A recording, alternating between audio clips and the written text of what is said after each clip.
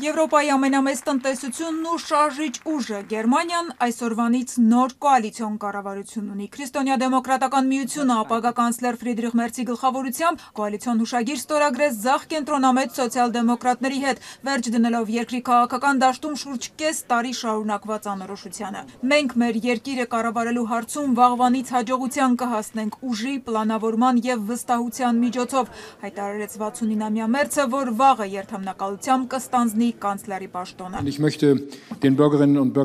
Վաղը կունենաք մի կառավարություն, որը հաստատակամ է առաջ տանել Գերմանիան բարեփոխումներով ու ներդրումներով։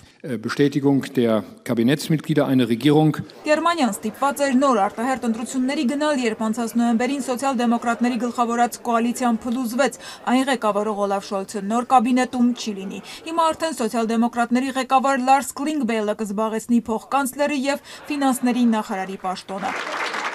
Հաջողությունը երկնքից չի ընկնելու, մենք պետք է վաստակենք այն, այսօր հայտարարեց նա, ընդգծելով Բերլինը կենտրոնանալու է արդյունաբերության զարգացման ու գերմանացի արտադրողին աջակցելու վրա։ Diese Regierung muss erfolgreich sein. Մենք հստակ պայմանավորվել ենք, որ այս կառավարությունը կսկսի աշխատել արագ, քանի որ մենք ուզում ենք Գերմանիան դնել աճի ճանապարհի վրա։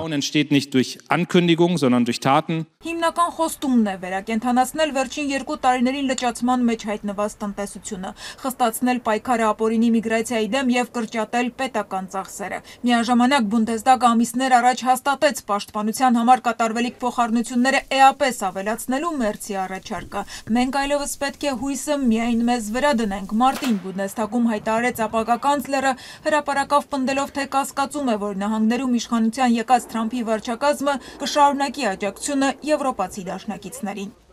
Մենք էականորեն կավելացնենք մեր պաշտպանական ծախսերը եւ օրենք կընդունենք բանակի պլանավորման ու զենք զինամթերք գնելու մասին, ավելացնելով ռազմական կարողությունները։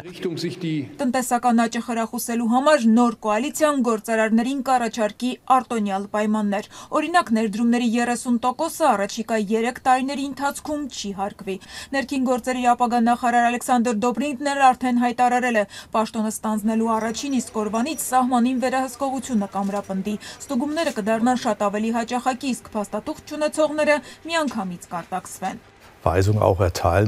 Առաջին որոշումները պետք է կայացվեն չորեքշաբթի օրվանից։ Ապօրինի ներգաղթյալների թիվը պետք է նվազեցվի։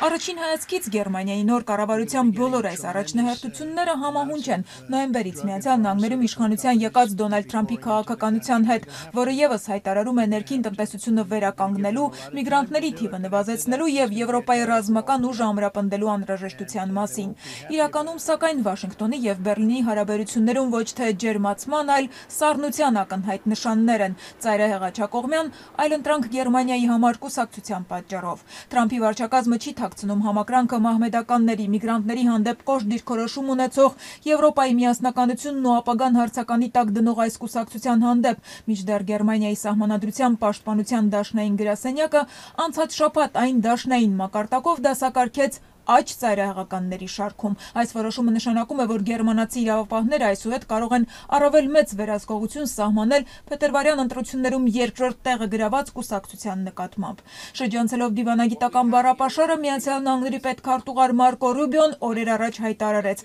«Սա ժողովրդավարություն չէ, այլ քողարկված բռնապետություն։ Գերմանիան պետք է փոխի իր ընթացքը»։ Բերլինը շտապեց արձագանքել. «Սա հենց ժողովրդավարությունն է, որ կա։ Վերջնական խոսքը կասեն անկախ դատարանները, սակայն մենք մեր պատմությունից սովորել ենք, որ այդ ծայրահեղականությունը պետք է կանգնեցվի», հայտարարել էր Գերմանիայի արտգործնախարարությունը։ Իդեպ Բերլինն արդեն տեղեկացրել է, որ կանցլերի պաշտոնը ստանձնելուց անմիջապես հետո չորեքշաբթի Ֆրիդրիխ Մերցը մեկնելու է Ֆրանսիա Եվրամիության մյուս առաջնորդող երկրի ղեկավարի Էմանուել Մակրոնի հետ հանդիպման։ Օվկիանոսից այն կողմ Միացյալ Նահանգներ նախատեսվող այցի մասին որևէ բան դեռ չի հաղորդվել։